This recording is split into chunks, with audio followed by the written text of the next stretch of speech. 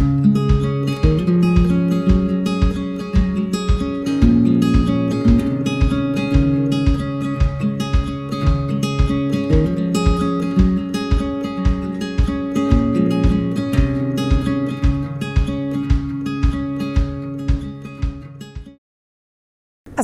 warahmatullahi wabarakatuh. Jumpa lagi di podcast IDI Wilayah Jawa Tengah, ngabuburit bersama IDI. Nah, di kesempatan kali ini kita kehadiran seorang dokter anak. Beliau adalah pengurus dari Ikatan Dokter Anak Indonesia Wilayah Jawa Tengah. Selamat pagi, Dokter Aryawan. Selamat pagi, Dokter Reni. Terima kasih telah mengundang kami ke acara podcast IDI Wilayah Jawa Tengah pada pagi hari ini. Ini kehormatan juga buat kami untuk diundang berpartisipasi pada acara pada pagi hari ini. Terima kasih Dok atas kehadirannya, dan pagi ini kita akan berbincang-bincang tentang kondisi anak di Indonesia, Dok. Ya, baik Dok. Jadi mohon dokter bisa menjelaskan sebenarnya apa sih IDAI itu, Dok? IDAI itu merupakan suatu organisasi profesi Ikatan Dokter Anak Indonesia yang membawahi dokter anak di Indonesia. Dalam hal ini kalau di lingkup Jawa Tengah berarti dokter anak yang ada di Provinsi Jawa Tengah. Terbagi IDAI itu juga ada perwakilan wilayah juga, ada yang di Semarang, di Solo, Banyumas, Kudus, Pati, Pekalongan, dan juga di Rumah Sakit Karyadi, seperti itu.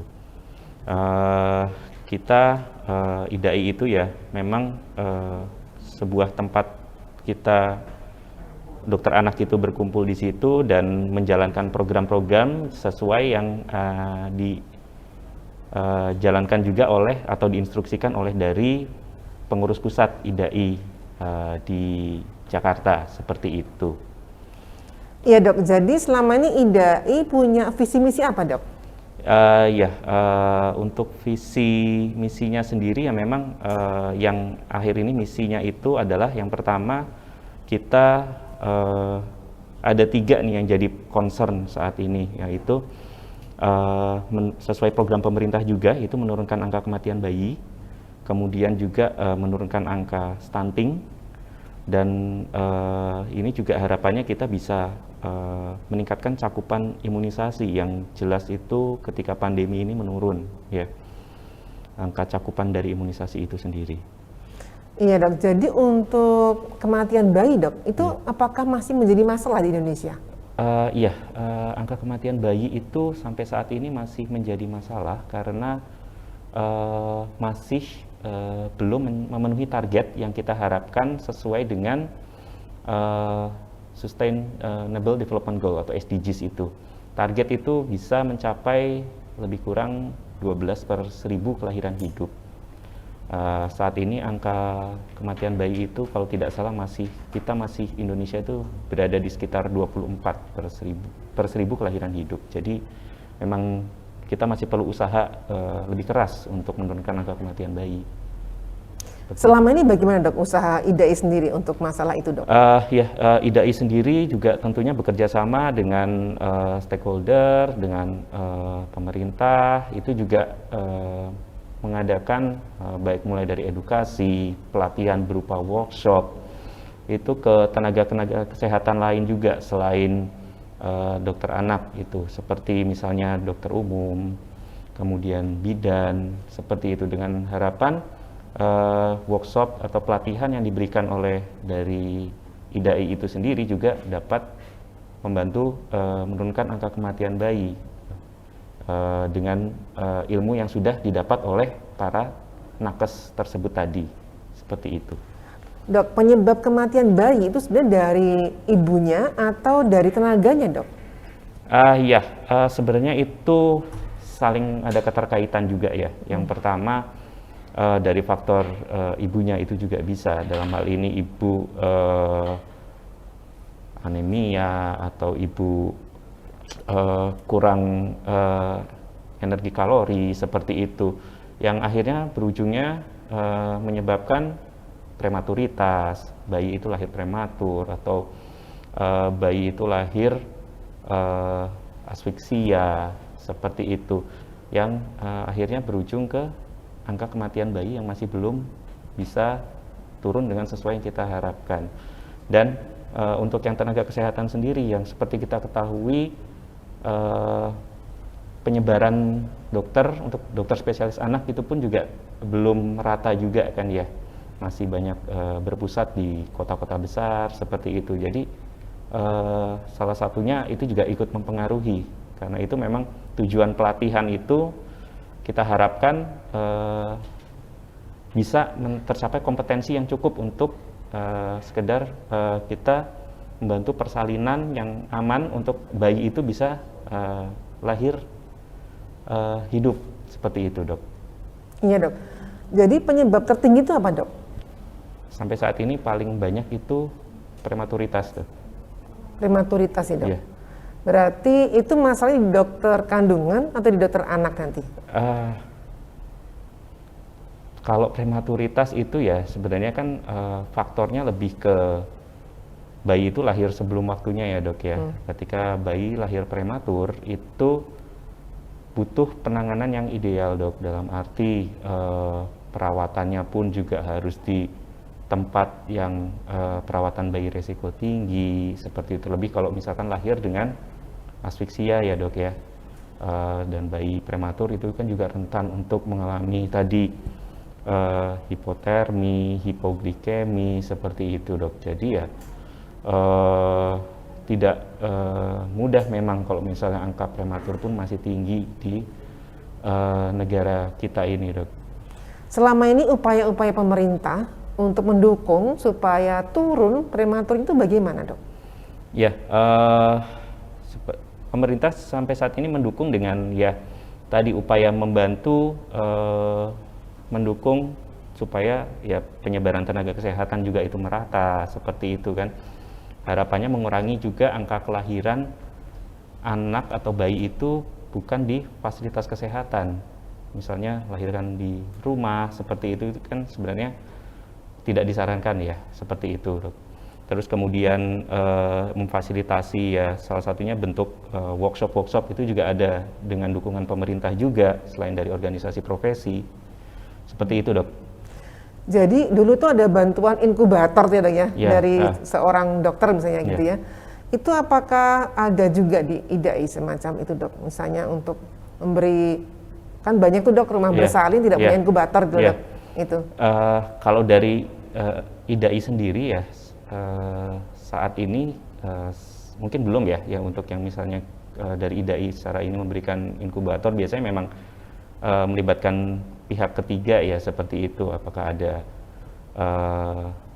bantuan sosial dari pihak tertentu, seperti itu. Tapi memang kita kadang menanyakan kira-kira kebutuhannya itu apa sih. Misalkan katakanlah suatu daerah atau suatu rumah sakit itu dari dokter yang di situ kan kita suka, kenapa misalkan di sini misalnya masih tinggi, ternyata kita untuk inkubator sendiri hanya punya seperti ini, seperti itu kan kadang-kadang nanti kita advokasi atau kita bantu juga itu, seperti itu kan, untuk dihubungkan dengan pemerintah juga, karena kalau IDAI sendiri sampai saat ini memang tidak memberikan langsung seperti itu ya, Dok ya, memberikan inkubator. Jadi memberikan mediasi ke jadi ikut membantu seperti itu ya, menjembatani. Apakah inkubator itu bisa ditaruh di klinik atau bagaimana, Dok? Atau hanya misalnya kan ada tuh ibu yang berkeras nih, saya nggak mau dibawa anak saya kemana-mana. Itu bagaimana, Dok? Kan banyak, Dok, kasus seperti itu. Kalau inkubator itu sendiri kan fungsinya itu membantu menjaga kehangatan suhu ya, suhu temperatur bayi itu sendiri. Bayi prematur kan seperti yang tadi saya sampaikan memang memiliki resiko untuk hipotermia, salah satunya itu, dan ya inkubator di situ membantu untuk itu. Tapi kalau misalkan ternyata bayi juga mengalami asfiksia atau hipoglikemi ya, hanya sekedar inkubator itu kan tidak cukup ya, Dok ya. Iya, betul. Ya, sehingga ya memang ya tidak disarankan kalau hanya inkubator saya mau di rumah saja, karena kan itu hanya salah satu faktor yang membantu, tapi masih ada beberapa yang belum bisa dilakukan apabila hanya di rumah dengan inkubator sendiri, seperti itu, Dok. Jadi masyarakat harus paham bahwa prematur itu bukan inkubator gitu kan, Dok, ya? Iya, betul. Nah, artinya bahwa kalau lahir prematur sebaiknya memang dirujuk ke rumah sakit ya, Dok? Ya, bukan betul di klinik ataupun bukan klinik atau rumah bersalin tuh ya, Dok, ya? Betul, Dok. Nah, selama ini bagaimana sih, Dok, cara mengedukasi masyarakat yang baik supaya mereka tuh juga istilahnya manut loh, Dok, supaya mereka juga, kan tadi kan prematur mereka nggak mau dirawat secara yang harusnya dilakukan gitu. Kira-kira gimana, Dok? Ya, itu tentunya kembali ke dimulai sejak awal kehamilan ya. Kalau kan para ibu hamil seperti itu kan pasti selalu rutin kontrol minimal ke puskesmas ya, Dok, ya. Nah, di puskesmas itu kita juga harapkan kan ada edukasi untuk rutin kontrol, juga melakukan USG ke dokter kandungan, seperti itu. Jadi harapannya kan nanti diketahui apabila ada faktor-faktor risiko yang memungkinkan persalinan atau kelahiran itu tidak mungkin dilakukan di puskesmas atau rumah bersalin. Jadi sejak awal sudah diketahui itu, dan harapannya keluarga dan ibu hamil itu sendiri juga paham kalau misalnya saya harus melakukan persalinan atau kelahiran anak saya ini di rumah sakit seperti itu, karena saya ada faktor risiko seperti ini, seperti itu yang tidak memungkinkan saya di sini, seperti itu, Dok. Kita harapannya seperti itu, Dok. Selama ini gimana, Dok? Masyarakat suka ngeyelan atau ya, berkorabulasi atau gimana? Itu memang masih menjadi tantangan ya, Dok, ya. Kadang-kadang ya ada yang masih menyangkal seperti itu juga ada, tapi ada juga yang sudah paham seperti itu. Itu juga ya saya nggak bisa nih kalau di sini, harus ke rumah sakit, dan itu pun memang rujukan kita kan juga masih sistem berjenjang seperti itu. Jadi memang kalau misal tidak bisa dilakukan ini, tidak memungkinkan, ya memang harus dirujuk seperti itu. Itu masyarakat untuk seperti itu memang sudah sebagian besar paham, Dok, kalau untuk hal yang seperti itu. Ya, jadi sudah lebih teredukasi ya, Dok, sekarang ini. Dan mungkin bagi masyarakat yang memang masih angel-angelan, itu tugas pemerintah juga untuk menyadarkan mereka ya, Dok, bagaimana supaya mereka bisa mengetahui kondisi kesehatannya ya, Dok. Ya, betul. Dan kalau sudah prematur ke depan tuh bagaimana, Dok, resikonya, Dok? Bayi prematur itu sendiri kita sampaikan termasuk bayi resiko tinggi ya. Dalam arti bayi resiko tinggi itu pemantauan pertumbuhan dan perkembangannya itu pun harus kita pantau lebih ketat. Mulai dari fungsi penglihatan, fungsi pendengaran, kemudian juga resiko tadi yang salah satunya juga stunting seperti itu, atau pertumbuhannya juga kurang baik, perkembangannya juga. Jadi bayi lahir prematur itu ya seperti itu, memerlukan pemantauan yang lebih ketat. Tidak bisa kita ya sudah biar aja nanti juga tumbuh sendiri seperti itu, nggak bisa seperti itu, Dok. Selama ini masyarakat sudah tahu apa nggak, Dok? Maksudnya kalau dia lahirin prematur harus dimonitor dan dikontrol rutin itu? Sepertinya kalau untuk masalah yang itu mungkin ya masih sebagian besar belum terlalu sampai paham kalau misalnya saya misalkan usia 3 bulan baiknya saya lakukan screening penglihatan atau screening pendengaran, terutama kalau yang misalkan lahir nggak di rumah sakit ya, Dok, ya. Itu belum sampai tahap seperti itu sih sepertinya. Kalau di rumah sakit itu biasanya sudah disampaikan juga, kalau usia di usia 3 bulan misalkan tuh harus dilakukan screening penglihatan dengan dokter mata, misalkan seperti itu. Screening pendengaran ke dokter THT seperti itu. Karena itu kan memang makanya kelahiran prematur biasanya disarankan di rumah sakit seperti itu, Dok. Artinya memang kalau misalnya melahirkan prematur di rumah bersalin sebaiknya memang ditolak ya, Dok, harus masuk ke rumah sakit. Dianjurkan ya, Dok, ya. Dianjurkan kita sebaiknya kalau yang kelahiran resiko tinggi mungkin di rumah sakit itu yang lebih baik ya, seperti itu ya, Dok. Karena menyangkut nanti juga masalah pemantauan perkembangan seperti itu sih, Dok. Iya, jadi butuh regulasi yang lebih rigid ya dok, lebih Iya. kaku supaya tadi yang terkait dengan prematur juga lebih turun ya dok. Iya. Maksudnya tidak ragu-ragu lagi Iya. gimana ini harus begini, harus begini. Nah, kalau selama ini tadi kan masalah prematur itu menjadi masalah paling utama ya dok. Kalau di Indonesia sendiri prematur tuh kira-kira targetnya dengan WHO tadi juga ada dok? Angka prematur itu ada? Kalau maaf kalau saya salah, tapi kalau angka prematur saya agak kurang paham ya dok ya, kalau untuk maksudnya berapa targetnya seperti itu. Tapi ya itu berhubungannya dengan angka kematian tadi, kematian bayi itu Yang menjadi utamanya ya, yang dok? menjadi utamanya itu. Iya. Kemudian masalah imunisasi dok. Iya. Nah, imunisasi sendiri selama ini di Indonesia sudah banyak yang lengkap atau bagaimana dok? Nah, iya, cakupan imunisasi di kita itu kemarin memang sudah membaik awalnya itu dok. Ya meskipun kadang masih naik turun karena sempat ada beberapa kasus yang dokter mungkin juga baca sempat ada outbreak kasus difteri seperti itu. Iya, barengan ya dok sama Ya, COVID ya? ya ada kasus itu kan menandakan cakupan imunisasi saat itu turun seperti itu.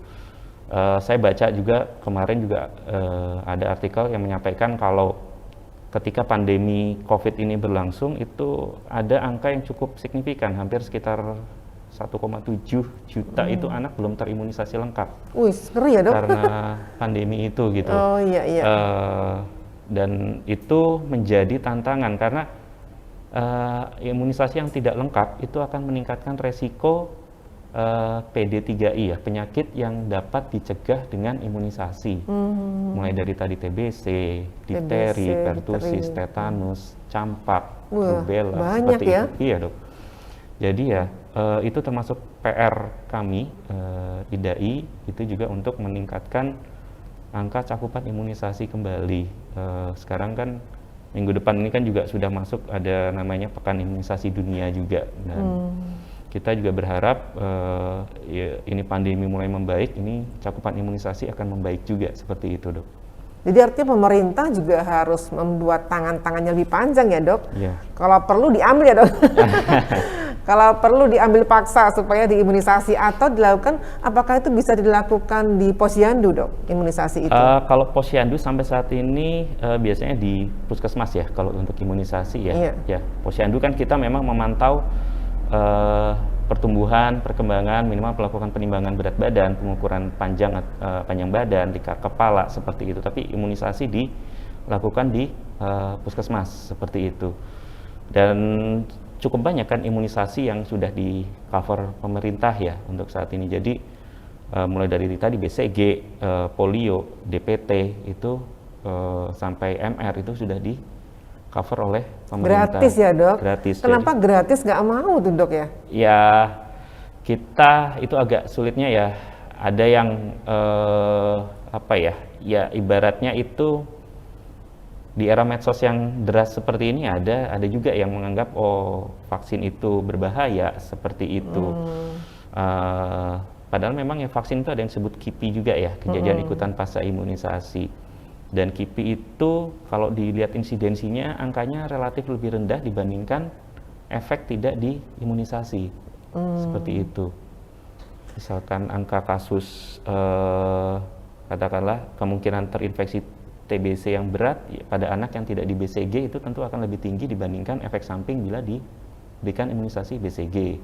Sama halnya dengan imunisasi DPT, seperti itu dok. Jadi memang efek positifnya lebih besar, kenapa tidak mau? Apa mungkin karena masyarakat kurang teredukasi dok? Jadi tadi kan lewat posyandu kan nggak boleh buat tempat imunisasi, tapi dari tempat edukasi yang apa ya, yang terus menerus dan konsisten. Iya, ya, tentunya itu sama halnya kita perlu melibatkan tadi ya tokoh yang berpengaruh di situ atau public figure seperti itu, pemerintah juga untuk mengedukasi kalau imunisasi itu tidak sulit, maksudnya cukup datang ke fasilitas kesehatan terdekat. Puskesmas itu kan termasuk fasilitas kesehatan pertama yang banyak tersebar di daerah seperti itu. Datang untuk melakukan imunisasi dan itu pun gratis seperti itu, dok. Dan ya manfaatnya pun sampai saat ini itu banyak. Sama halnya seperti yang saat ini kan COVID, kita berbondong-bondong berusaha untuk melakukan imunisasi, tujuan juga untuk mencegah sakit yang berat, menurunkan angka infeksi. Karena emang imunisasi itu tujuannya pertama mencegah terjadinya penyakit, kemudian menurunkan prevalensi angka kejadian itu, dan pada akhirnya harapan kita ya eradikasi penyakit dari atau menghilangkan penyakit tersebut. Seperti dulu mungkin ada cacar ya, kayaknya sekarang kan sudah tidak ada seperti itu. Harapan kan kita bisa sampai seperti itu. Iya. Atau mungkin ada lomba cakupan imunisasi, Dok, antar desa. Lomba? Iya, lomba cakupan. Jadi mungkin karena gini, prestasi dari desa itu kan tidak cuma bersih-bersih atau apa gitu. Mungkin kita bisa usul ya, Dok, ke pemerintah untuk membuat lomba cakupan imunisasi di masing-masing desa. Iya, mungkin itu merupakan salah satu ide yang bagus juga ya, Dok ya. Intinya jadi ada inisiatif dari tiap daerah gitu untuk berlomba-lomba menaikkan cakupan imunisasinya, seperti itu ya, Dok. Iya, dan banyak sih sebenarnya mitra ketiga, misalnya kayak perusahaan apa akan memberi hadiah kepada pemerintah desa apabila dia berhasil menginisiasi masyarakatnya untuk melengkapi cakupan. Istilahnya itu malu, aku isen loh, aku orang lengkap gitu kan, maksudnya ada. Betul. Karena gini, Dok, di Indonesia itu kan budaya malu tuh paling utama, ewoh pekewoh, sungkan, raenaan gitu ya. Nah itu bisa dimanfaatkan buat mengedukasi masyarakat supaya mereka itu tidak nyaman kalau nggak imunisasi, karena kan disorot oleh sak deso. Iya, Dok. Jadi nggak enak aku di pojok ke sak deso, gara-gara kan jadi dia mau bergaul juga dibuat nggak nyaman oleh masyarakatnya sendiri gitu. Mungkin nanti ke depan IDAI bisa kerjasama, Dok, dengan pemerintah untuk membuat proposal ya, Dok, terkait dengan lomba itu. Karena kalau nggak, caranya tadi surung aku gitu ya, Dok, ada effort gitu, effort supaya pemerintah itu yang membawai dari Pemdes ataupun dari gubernur itu kan bisa memberikan program-program unggulan untuk karena kematian bayi, imunisasi itu juga menjadi tolak ukur negara ya, Dok, ya? Betul. Itu termasuk salah satu indikator ya suatu negara juga, Dok, dari angka kematian bayi, kemudian imunisasi tadi salah satunya itu juga, Dok. Iya, kemudian juga ini ya, Dok, tadi terkait dengan stunting ya, Dok. Stunting itu berapa persen sih, Dok, di Indonesia? Terakhir di Riskesdas tahun 2018, kalau nggak salah itu angkanya masih sekitar 30% ya, Dok ya. Memang masih cukup tinggi ya. 30% ya, Dok? Iya, terakhir di Riskesdas 2018 kalau tidak salah itu, Dok.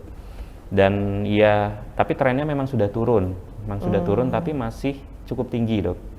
Nah, itu masih juga merupakan PR untuk kami untuk menurunkan angka stunting, dan itu juga termasuk program pemerintah juga. Saat ini program itu ada menjalankan desa binaan ya, Dok ya. Desa binaan itu juga kerjasama dengan Kementerian Kesehatan. Salah satunya di Jawa Tengah itu ada 3 kalau nggak salah, di Sragen, Kudus, dan Purbalingga kalau tidak salah itu. Apa itu, Dok, desa binaan itu, Dok? Jadi ya sebenarnya ini kita suatu program yang diharapkan bisa menurunkan angka stunting, dimulai dari deteksi dini dulu. Deteksi dini apabila kenaikan berat badan anak itu kok ya mulai tidak baik, itu harus segera dilakukan penata laksanaan seperti itu, Dok. Biasanya dari posyandu kan yang tadi seperti melakukan penimbangan berat badan, panjang badan. Kalau melihat kenaikan berat badan sudah tidak baik, biasanya akan disarankan minimal ke puskesmas dulu. Jadi kalau di puskesmas tidak bisa, itu harapannya bisa dirujuk sampai ke rumah sakit daerah di situ, Dok. Karena kan stunting itu sendiri dia merupakan suatu proses kekurangan nutrisi yang kronis ya, Dok ya, awalnya. Sejak dari lahir ya, Dok ya? Ya, diawali dengan kenaikan berat badan yang tidak baik, lama-lama mempengaruhi panjang badan atau tinggi badannya, Dok. Seperti itu, Dok. Jadi harapannya ditemukan, kita bisa deteksi lebih dini, mencegah supaya tidak sampai terjadi stunting, seperti itu, Dok. Masalah di nutrisi ya, Dok. Kalau nutrisi itu artinya gimana, Dok? Mereka tidak tahu gizi atau bagaimana? Sebenarnya multifaktor juga ya, Dok. Awalnya dari asupan nutrisi yang nggak baik, kemudian juga sanitasi air bersih itu juga ngaruh, pola asuh itu juga mempengaruhi seperti itu, Dok. Nutrisi itu salah satu faktornya ya, kadang misalkan empasi misalnya dok. Empasi itu kadang masih banyak yang belum mengetahui pentingnya protein hewani dan lemak dalam empasinya itu seperti apa. Itu masih banyak yang belum mengetahui. Jadi cenderung tidak seimbang, katakanlah terlalu banyak sayur misalkan seperti itu dok. Kemudian juga bahkan ada yang memberikan makan lebih awal itu juga ada dok, padahal belum siap waktunya untuk mulai Diberi empasi. pisang gitu ya, mulai dikerok pisang. Ya, itu juga termasuk salah satunya. Itu kan kita namakan menu tunggal ya dok ya, kayak buah yang dikerok, dihaluskan, seperti itu. Itu merusak usus atau bagaimana dok? Kalau misalkan belum saatnya mulai usia empasi, ya salah satunya bisa mempengaruhi kerusakan di pencernaan dok. Apa dok kerusakannya itu dok? Paling sering kadang-kadang ada kasus seperti invaginasi ya dok ya, untuk susepsi itu kadang-kadang tahu-tahu bayi masih usia berapa bulan, 3 bulan, kok datang dibawa dengan perutnya kembung atau BAB-nya berdarah seperti itu dok. Ternyata ditanya-tanya, oh iya dari seminggu yang lalu nih udah dikasih pisang atau itu. apa, soalnya kok kayaknya bayinya nangis terus. Itu masih kecil ya dok? Iya. Setelah besar jadi divertikal ya dok? Iya. Terus jadi hemoroid, besar sekali pengaruhnya. Jadi dok, kalau nutrisi itu juga selain karena masalah pengetahuan yang kurang tentang nutrisi yang baik, juga masalah ekonomi dok. Apakah selama ini ada satgas nutrisi untuk anak stunting? Iya, dari IDAI sendiri yang baru ini sudah ada dibentuk Satgas Stunting. Ketuanya itu dari pengurus pusat ada Prof. Damayanti ya. Itu dibentuk untuk ya mengatasi karena berkolaborasi juga dengan pemerintah ini untuk menurunkan angka stunting ini. Seperti itu, dan ya ini kalau di Jawa Tengah tadi salah satu contohnya desa binaan ada 3 ini yang kita harapkan nanti bisa terus-terus bertambah ya dok ya. Dimulai dari 3 dulu ini seperti Jadi ini. Jadi untuk pilot project ya dok? Iya seperti itu. Itu diberi uang untuk membeli makanan ataukah ada pendampingan apabila orang tuanya sibuk ya dok? Iya. Kadang kan dia dititipin ke mbahnya atau kemana, itu apakah akan diambil alih oleh satgasnya atau bagaimana dok? Sebenarnya yang utama sih ke pendampingan dulu ya dok ya. Jadi kan tadi misalkan di posyandu itu juga udah tahu kalau berat badan itu yang baik itu nggak hanya cuma yang penting masih di garis hijau terus kalau di KMS itu, tapi kalau misalnya udah mulai melandai garisnya itu udah harus hati-hati, kita perlu merujuk tadi ke puskesmas, apakah perlu pemberian makanan tambahan atau seperti apa. Jadi jangan sampai telat, ketika datang itu sudah bawah garis merah seperti itu udah terlambat dok. Atau diumumkan di papan tulis dok, si bayi si X gini, nanti harus dipantau seluruh masyarakat. Ya. Di papan tulis. Di papan tulis di posyandu. Balai desa. Ya. Atau posyandu. Ya mungkin bisa juga ya. Cuma sampai saat ini ya memang itu kita serahkan ke masing-masing. Tapi intinya kita harapkan itu kalau di edukasi itu kalau memang sudah beratnya tadi melandai itu udah ada yang salah gitu. Iya, maksudnya kan gini, merasa aman-aman saja, nggak ada yang tahu. Kemudian kan juga masyarakat nggak paham sebenarnya itu dia ngapain ya, nggak pernah ke posyandu, kemudian nggak pernah keluar rumah. Kadang itu kan masyarakat istilahnya, lah dia tuh aja nggak gaul kok, ngapain kita ke situ gitu. Oh iya, jadi ya mungkin itu juga bisa melibatkan masyarakat yang lain ya, tujuannya juga untuk ikut membantu seperti itu ya dok ya, mungkin ya dok. Iya. Karena banyak sih ibu-ibu yang kalau belum 40 hari itu nggak boleh keluar rumah dok. Oh iya, itu. Jadi artinya ya makanannya ya cuma kayak apa ya dok, kayak gudangan yang tidak ada rasanya, kemudian juga teri-teri dan istilahnya nggak bergizi dok ibunya, kemudian asinya juga tidak keluar, kemudian dia juga tidak kuat membeli susu pengganti asi kalau asinya nggak keluar. Itu kan masyarakat nggak tahu dok kalau dia memang ada masalah gitu loh dok, gengsi lah gitu. Nah ibu-ibu yang makan gengsi ini udah jadi masalah dok. Nah ini sebenarnya tuh upaya, kan ini ada data nih dok, data di online kan harusnya ke Pemdes kan dok. Oh ada yang melahirkan nih, nah itulah saatnya diawasi. Ya pengawasan itu mungkin IDAI bisa menginisiasi ya dok, maksudnya mulai dari ibu melahirkan tuh ditotke, dimonitor loh dok. Iya, iya. Karena banyak yang tadi dok, baper, gengsinan Dan gitu. akhirnya tidak terpantau ya dok? Nggak terpantau dan tidak ke posyandu juga dan Iya. tidak tahu. Nah itu kemudian dia juga ada masalah ekonomi, kemudian kekerasan suami, kekerasan mertua. Karena mertua masih mempunyai paham bahwa nek maam ya kudu iki gitu loh. Iya, iya. Nek esok dihubungke bayine sampai itu tadi ada perlakuan-perlakuan kekerasan di rumah tangga sebenarnya yang menimbulkan stunting itu dok. Iya. Cuma masyarakat kurang tahu dan tidak terbuka. Apakah itu bisa dibuka saluran seperti itu supaya dia lebih open minded dan menerima bantuan tuh dok yang penting. Karena kan tadi pemerintah sudah ada program baik itu secara pendampingan, kemudian dari segi keuangan ya, dari segi pemeriksaan itu kan, apalagi juga masalah tadi imunisasi juga gratis ya. Nah itu dok yang kita prihatin selama ini kan memang effortnya itu berbeda-beda dok. Jadi kalau misalnya di kota metropolitan itu kan juga mereka nggak peduli sih, lu mati hidup gitu kan dok. Kalau di desa ya anut grup yuk, tapi tetap ada yang merasa gengsi gitu loh dok. Ya, ya itu memang usulan yang bagus ya dok, yang seperti itu dok. Memang semua lahir itu memang kita harus memantau dok, karena ya untuk menurunkan tadi angka stunting juga perlu peran nggak hanya pihak-pihak tertentu, tapi seluruhnya dok, termasuk masyarakat juga dok. Iya, saling mengawasi dok. Iya betul. Ya dari IDAI juga tidak mungkiri juga, kita juga menjangkau melalui medsos juga ya dok ya. Tadi ya seperti yang kita ketahui, angka penggunaan medsos di Indonesia pun cukup tinggi ya dok ya, terutama sekarang ibu-ibu juga, ibu-ibu muda seperti itu. Ya memang ini masih belum ideal juga dok, belum bisa menjangkau semuanya, tapi harapan kami ya tadi yang di rumah atau apa itu bisa juga melihat medsos kami. Di situ ada berbagai edukasi juga dok, atau pengertian yang nanti tentunya banyak konten atau isi yang kami harapkan itu dapat lebih mencerahkan para masyarakat dok. Kami harapkan seperti itu dok.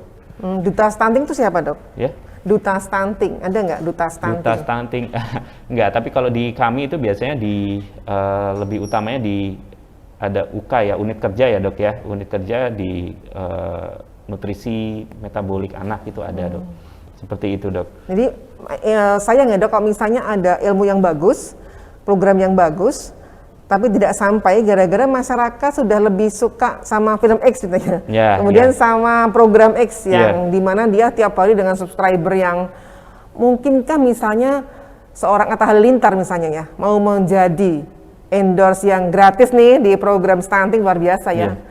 Tolong ya Atta ya dengerin.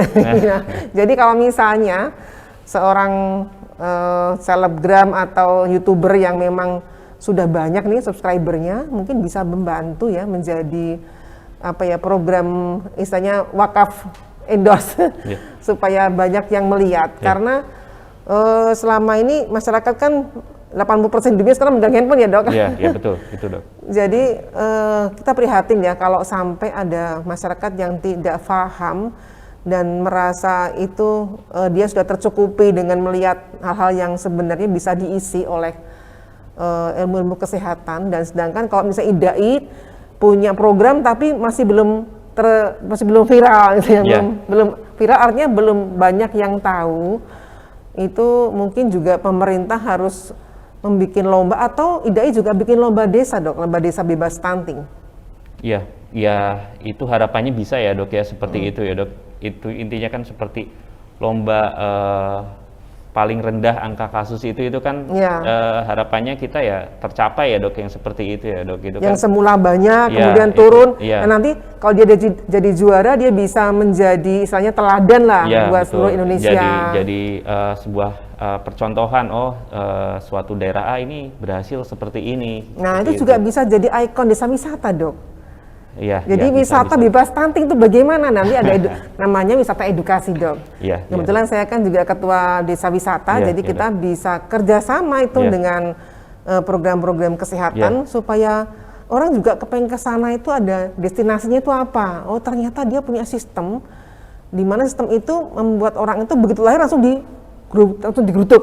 Iya. Ayo, ada jadwalnya, memantau harian, dibuka lawangnya, orang dibuka lupa orang sampai itu banyak dok. Jadi sampai dilemparin makanan dari luar, tuh dia nggak mau keluar, ternyata tahu-tahu bayinya meninggal karena sakit TBC. Ternyata memang karena dianggap aib ya dok kalau sakit tuh dok.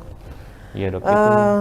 Itu PR yang besar ya dok buat kita. Masih ya kami akui masih banyak PR yang harus kita selesaikan ya dok ya. Iya. Belum tercapai intinya, masih jauh dari kata ideal ya, tapi kami harapkan bisa terus membaik dengan peran serta masyarakat, pemerintah, dan tentunya kami sendiri para dokter anak di Indonesia ya dok. Iya. Seperti itu dok. Luar biasa, terima kasih dok. Mohon closing statement-nya dok untuk kasus-kasus anak di Indonesia. Baik, anak itu salah satu investasi, investasi. SKTB, nggak apa-apa dengan nanti dikat. Apa ya? Ya, anak itu adalah calon para penerus kita di depannya, di masa yang akan datang. Terutama yang utama itu anak itu sudah harus kita pantau, kita perhatikan sejak masih dalam kandungan, dok. Ya, makanya sudah banyaklah istilah 1000 hari pertama kehidupan seperti itu, dok. Karena itu terjadi memang sejak dalam kandungan sampai usia anak 2 tahun, karena itu masa-masa emasnya. Jadi baik itu gangguan pertumbuhan, perkembangan di masa itu harus kita cegah karena itu akan menentukan untuk kedepannya. Jadi semua kita perhatikan mulai dari nutrisi, kemudian tadi imunisasi, dan juga stimulasi tumbuh kembangnya. Itu semua termasuk dalam asah, asih, dan asuh. Dengan begitu kita harapkan anak-anak Indonesia akan menjadi generasi yang unggul akan datang. Amin. Demikian, dok. Iya, terima kasih banyak dokter dan sahabat dan sejawat ini semua. Demikian perbincangan kita yang luar biasa menarik dengan Dr. Aryawan dari Ikatan Dokter Anak Indonesia. Jangan lupa like, subscribe, dan share YouTube ini. Dan salam sehat bersama IDI Wilayah Jawa Tengah. Ya, terima kasih.